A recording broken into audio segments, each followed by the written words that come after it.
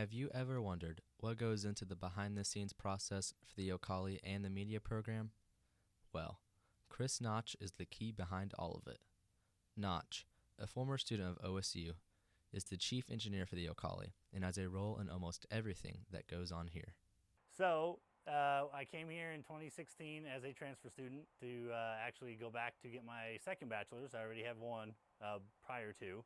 And then over time, I finished up my undergrad here, was doing border battle with one of my good buddies, Jordan King, and we started that. And that's really when we got with Max and really dove into how the Ocali worked, so to speak. And then I wanted to continue going for my master's, which is then where we started wanting to do streaming and kind of really expanding what the Ocali could do. And so that's really then kind of where I've got to now in the positions I'm in. So the chief engineer, really what that does, anytime there's a major problem in the television studio, I either have to find the source of the problem myself, or depending on what the equipment is, if it's something software based, I will get with that specific company and then I get in touch with them, figuring out what's going wrong, what do we need to troubleshoot.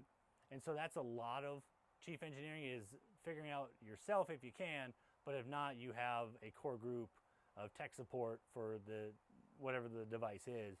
So with the Ocali, I am the web administrator, content streaming manager, and engineer. So basically, I deal with any IT issue that anyone down in the Ocali has. That's kind of that side of thing. The engineering side, I work more with the TV studio up here. If there's the Daily-O or someone wants to record something, we do all of that from up here. So I kind of make sure the studio is working properly.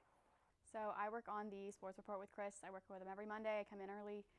He looks through my script and he helps me film the sports report with me and gives me like feedback when we're done. Chris has kind of been like a mentor. I used him when, like growing up, I always needed, like if I needed help, I always knew I could go to Chris and he would be right there. He'd take time out of his day, stop whatever he's doing to do what he needs to do, help me. But I know he does that for other people as well too. Chris has really been very impactful to me. He has definitely given me the best feedback. He'll tell me like straight, he's like, I didn't like the way you did that, or try this time. But I think it's the most beneficial feedback that I've ever gotten. Part of it with the Ocali, and then of course being the engineer for the School of Media and Strategic Communications, I deal with students every day. A lot of that has to do with the equipment room, because if they need to check something out, I'm usually the one they work with or one of my student employees. And so I'm with students every day, kind of helping them, giving them advice.